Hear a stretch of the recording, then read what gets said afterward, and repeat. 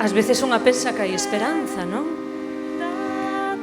Esperanza pa lingua, esperanza para un imaginario diferente, esperanza para os nosos bailes, noso xeito de relacionarnos. Pois sí, daquela debe de haber esperanza.